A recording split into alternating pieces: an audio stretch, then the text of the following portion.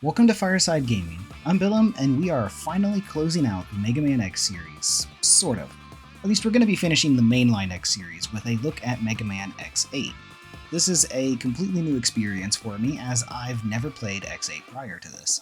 Before launching this channel, my history with the X series ended with X6, which I didn't actually beat until my review. And on that note, I have reviews of every X game leading up to this one. Heck, I even played through and reviewed the Extreme games as well. Feel free to check out my Mega Man X Retrospectives playlist if you want to catch up on my journey to X8. And considering that this is the last mainline Mega Man X game I have to review, I'm going to be doing things a little different. I'm still going to cover the story of the game, but I'm not going to do that until later in this video. Instead, let's get into the gameplay of X8, since that's what underwent a major overhaul compared to the last entry. Mega Man X8 decides to mix things up compared to X7, except it's by going back to its roots. That's to say that there are no 3D levels in this game, at least not fully, but I'll get to that in a few minutes. Instead, players are going to be doing a lot of jumping, shooting, and running to the right during this adventure. And I want to highlight that this is a welcome change. When I think back on how X7 played, the 3D sections were the worst parts, and the 2D areas were only passable at best. X8 goes beyond that, creating some of the best 2D gameplay available in the series. That's true even if the game uses 3D graphics. This technically makes it a 2.5D game, with some parts of levels taking advantage of the 3D environments. These are fun the few times that they show up, and it works well for a Mega Man X game. What also helps is Mega Man X8 sporting some fairly tight controls. Don't get me wrong here, using 3D models will never offer the same precision that sprites can in a 2D space. It's just not happening. But it does manage to come dang close, even if I do have some incredibly minor complaints about hitboxes. Jumping, shooting, running, and dashing all feel super responsive in X8. It manages to capture that same feel as earlier games in the series while still satisfying that growing desire for 3D games that was present in the PS2 era. There's also a lot of different types of levels to keep the gameplay fresh.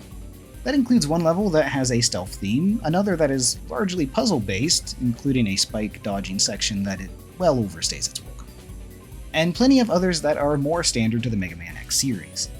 This even includes not one, but 2 Ride Chaser levels. And unfortunately, they kinda suck. Okay, the Avalanche Yeti one isn't all that bad. It's more like what you would expect from a Ride Chaser level, with players having to shoot a bunch of enemies before eventually getting off the bike and progressing through the rest of the area on foot. That one I don't mind too much. And then there's Gigabolt Manowar's level.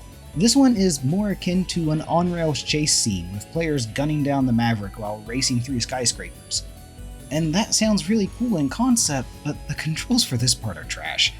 And even after you beat down Manowar to the point of him crashing and spewing smoke, you still have to get off the Ride Chaser and fight him the traditional way with him having full health. It just goes on a bit too long and isn't really fun, even if I do appreciate the concept the devs were going for. While we're talking about bosses, X8s are a lot of fun to fight, and they even come with super moves. This is actually something that I'm a bit torn on. Basically, every time you drop a boss down to about a third of their health bar, they enter an invincible mode and start unleashing new attacks. This only lasts for a short while, and it requires players to go on the defensive. Here's the thing, not being able to damage the boss during these attacks doesn't feel very Mega Man-like. But on the flip side of that, it also means you can't just roll a boss with their weakness. I initially hated this change, but it did grow on me over time. I still think it needed a little more balancing on some of the attacks, but otherwise I can get behind the extra variety it adds to the fights. And when it comes to variety in gameplay, X8 delivers. We have 3 playable characters to choose from. X is back as the main character of his series, Zero is still here despite the ever-growing allure to go the heck to sleep, and Axel is back from X7 as a full-fledged Maverick Hunter this time around. X continues to play exactly like you think he would. He jumps, he shoots, he steals boss attacks, he charges up, and he shoots again. You can also find armor pieces for him once more in this game. The neutral armor may not be his best look, no seriously, it is the ugliest armor I've ever seen, but it does come with a unique mechanic. Rather than just equipping a set of armor and calling it done, the neutral armor gets 8 total pieces. That includes 2 sets of head, hand, body, and leg pieces. Players can mix and match the different abilities of these parts to get the best of both worlds. However, this does mean they'll miss out on the combined armor set bonuses. Equipping all of the Icarus pieces grants X the Giga Crush ability from previous games. This is basically a screen clear that will also do major damage to bosses. Wearing all of the Hermes pieces gives him the X-Drive ability, which further enhances the other abilities of the armor. There's also the Ultimate Armor, which I didn't obtain on this run, but it combines the various abilities of the Icarus and Hermes armor sets, along with some new ones unique to it. I do have to field one complaint I have with Mega Man X8. Only X can grab the neutral armor pieces from light capsules. I can't figure out for the life of me why this is still a thing. Mega Man X5 and X6 already introduced the ability for Zero to pick up the armor parts for X. So why did we go backwards starting with X7 and make it only X who can pick them up? It's really frustrating running into a capsule when you only have Zero and Axel, and knowing that you have to come back and get it as X because of a poor decision on the developer's part. Moving on to Zero, he continues to play mostly as he did in previous games.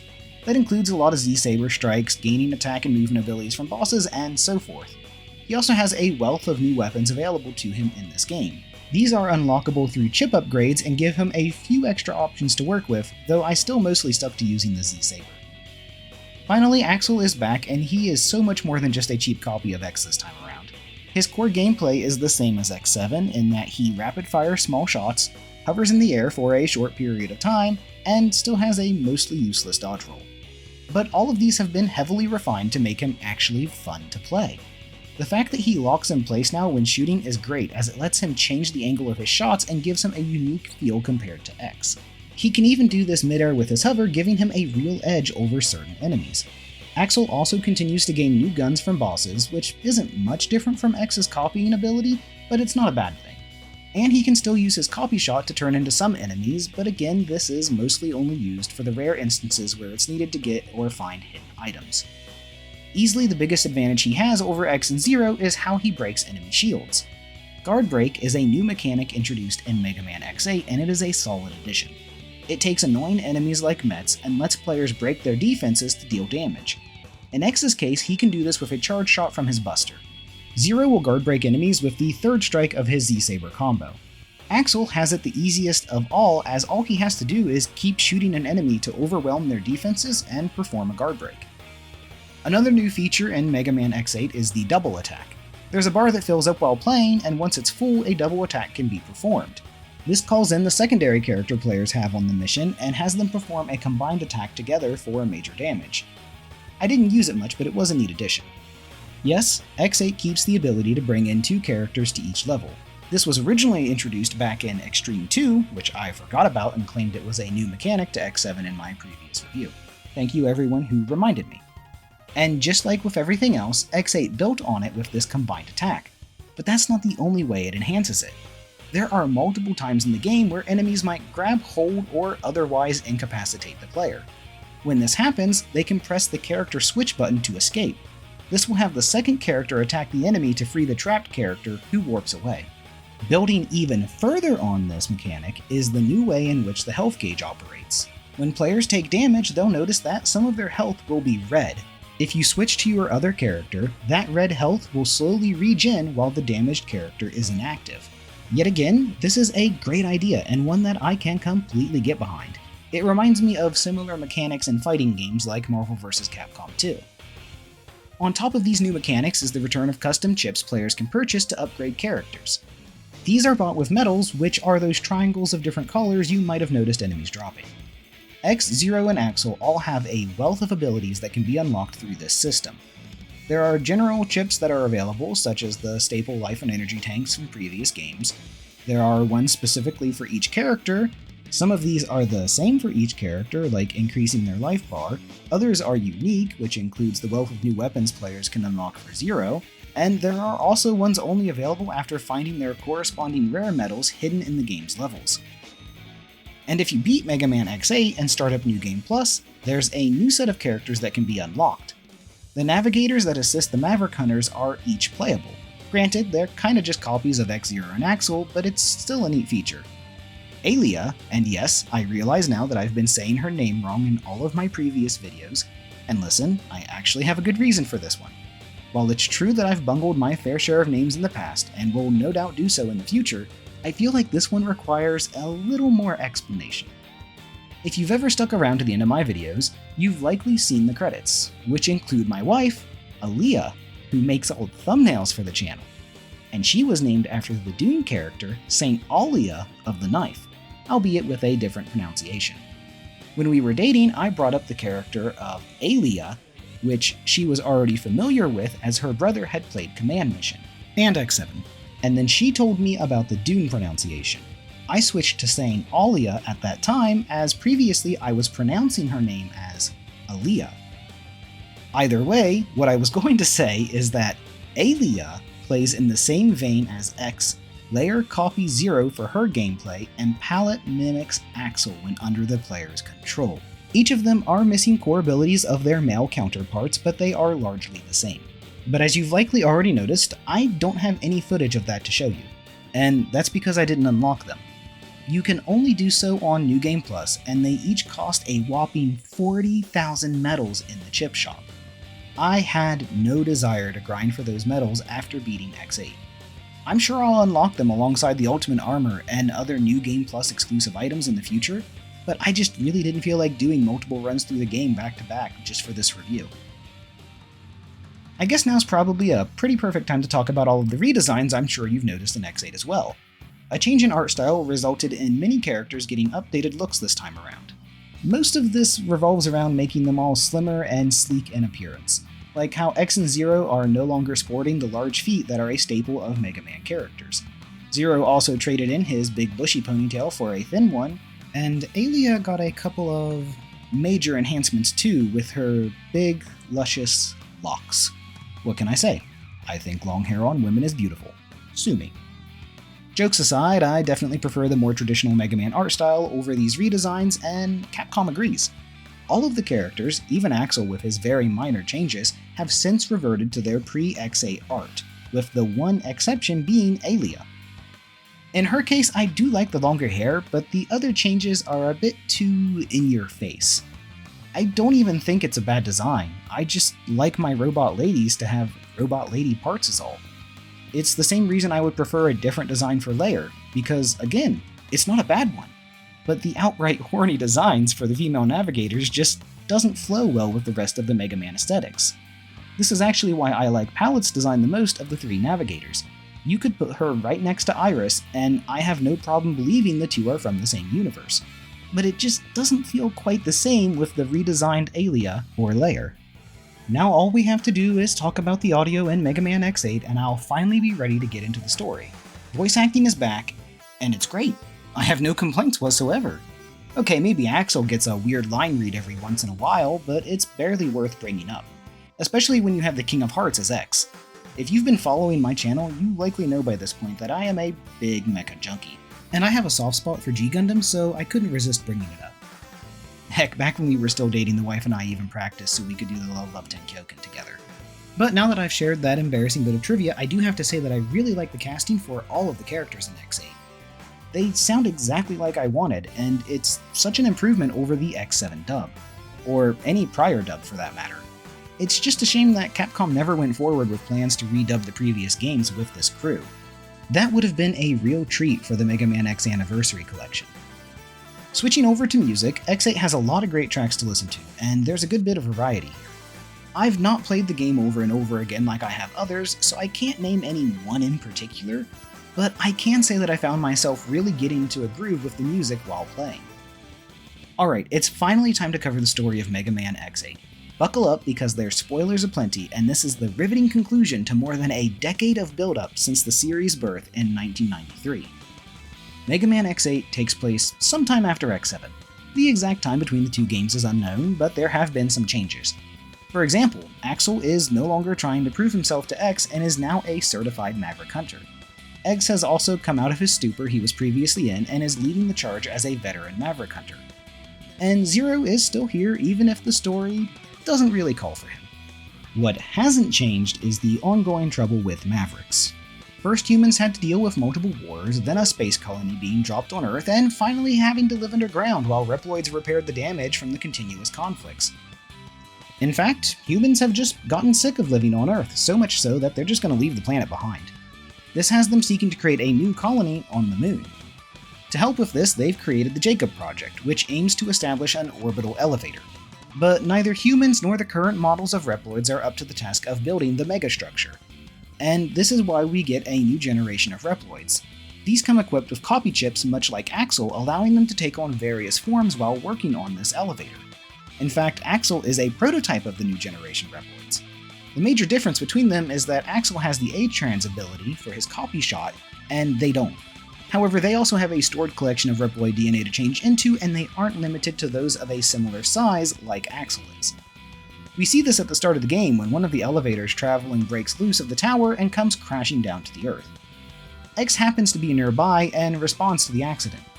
This sees a large collection of new generation Reploids emerge from the fire in the form of Sigma. Lumine, the new generation Reploid leading the Jacob Project, explains that they took Sigma's form because they needed a more durable body to survive the crash. While this obviously unsettles X, Lumine notes that he has nothing to worry about. After all, the upgrades these new generation Reploids have includes immunity to all viruses, meaning that they can take on Sigma's form without being affected by the Sigma virus. Sometime after this, the Jacob Project facility in the Galapagos Islands is attacked by an unknown Maverick. X and Axel head off to take care of the problem, with Zero joining them partway through. It's here that we learn that Vile is back once again to torment the Maverick Hunters, and it's worth noting that this time around he's called Vile V, or Vile 5. The last time we saw him was in Mega Man X3 as Vile Mark II. This implies that he's been defeated and reborn into a new body since then. And Zero backs this up whenever he mentions that Vile is a wanted criminal, which suggests that they've run into him again since X3. And he's living up to his Maverick reputation, by the way, as he's captured Lumine. It's unclear what Vile wants, but he tells the Maverick Hunters that a new world will be born and that his group has taken control of the orbital elevator. With this, X-Zero and Axel are tasked with taking down 8 other new generation Reploids that are acting under Vile's command. Considering that these new Reploids are supposed to be immune to viruses, this is a bit strange. However, we do eventually learn that among the collected Reploid DNA contained in their copy chips is Sigma, which seems to be behind the problem.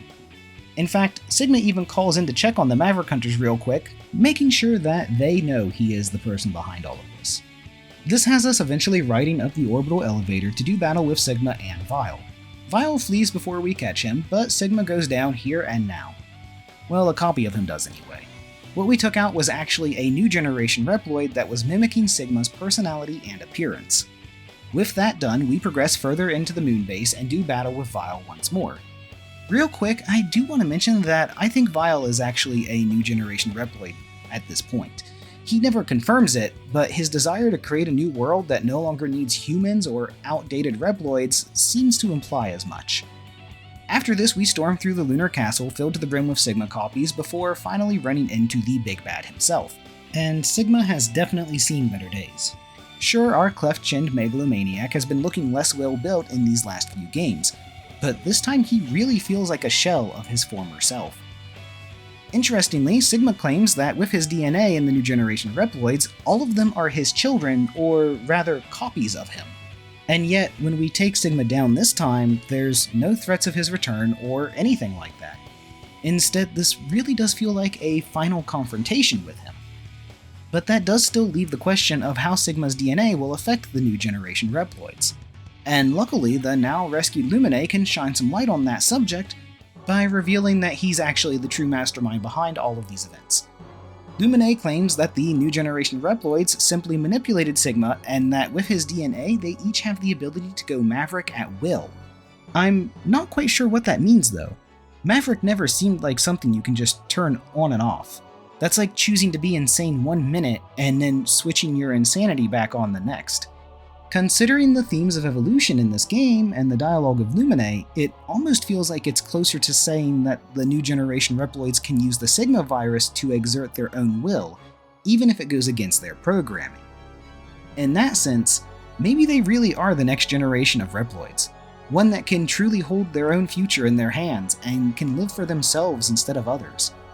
That's an interesting idea, and one that would be really cool to further explore in a series like Mega Man. But no matter the case, Lumine needs to be stopped as he wants complete control over everything and sees both old model Reploids and humans as a hindrance to this that need to be destroyed. He even taunts X, telling him that this new evolution is going to leave old Reploids behind, and that this is what the future is meant to be. While X falters a little bit at this revelation, Axel isn't buying into it, and shoots Lumine in the middle of his monologue. After a long-fought battle with the expected multiple forms, Lumine is defeated, but he has some parting words for our heroes. He tells them that they can't stop what's happening, and that they'll understand why soon enough. As Lumine's body starts to break down, a tentacle bursts from within him, striking Axel and shattering his head crystal. This prompts Zero and X to quickly finish off the rogue new generation Reploid. Aelia calls in for a status report after the fight, and X notes that Axel is injured but that he'll be fine. We hope. While riding down the orbital elevator, X reflects on Lumine's words about Reploid evolution. Sensing his discomfort, Zero assures X that becoming Sigma could hardly be called evolution. He also reassures X that, no matter what happens, they will continue to fight against Mavericks and even their own destinies if they must. After the credits roll, we learn that Lumine going Maverick triggered a halt to the production of new generation Reploids and copy chips. However, years later, production was restarted as the demand for space travel resumed. Finishing off the story is a note left behind by the late Dr. Thomas Light. Humans and robots living together in harmony and equality. That was my ultimate wish. After the nothing burger that was Mega Man X7, I am glad to see Mega Man X8 feature a much more interesting and robust story. The idea of a new generation of Reploids seeking their own freedom outside of humanity, old model Reploids worried about becoming obsolete, and what feels like a true final battle with Sigma are all welcome additions to the Mega Man universe. However, I do have to raise one minor complaint I have about the redesigns. I think Mega Man X8 would have worked better without them. With one of the major points of this story revolving around the differences between old model Reploids and new model Reploids, I feel like that difference would have stuck out more had the crew kept their previous designs. That would have set them apart when compared to the sleeker designs of the new generation Reploids in this game, like Lumine.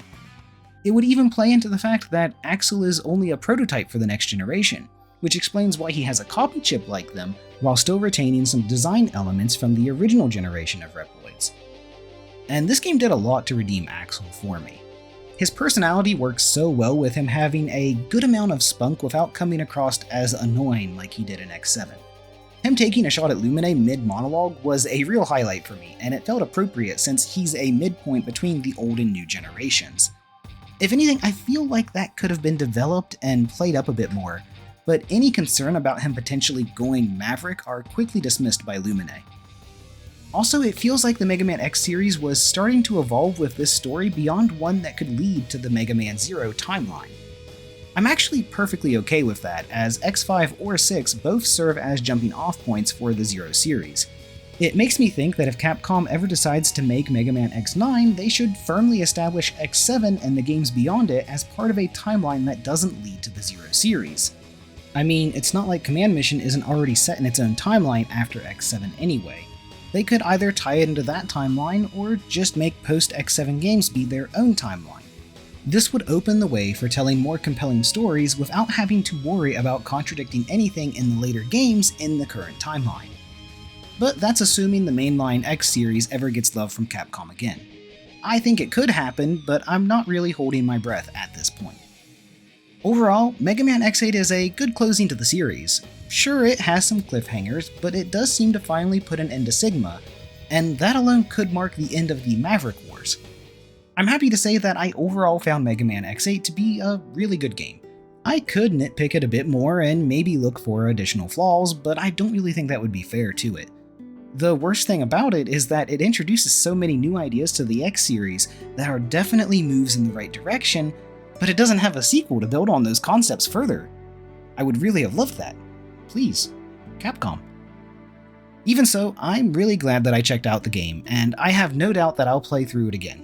If I'm being completely honest, my subsequent playthroughs of the X series will probably go through 1 to 5, and then skip right over X6 and X7 to play X8. As for what's next in this series of reviews, I do still have a couple of Mega Man X games to check out: Mega Man X Command Mission and Mega Man Maverick Hunter X. I've played through Command Mission before, but Maverick Hunter X is completely foreign to me.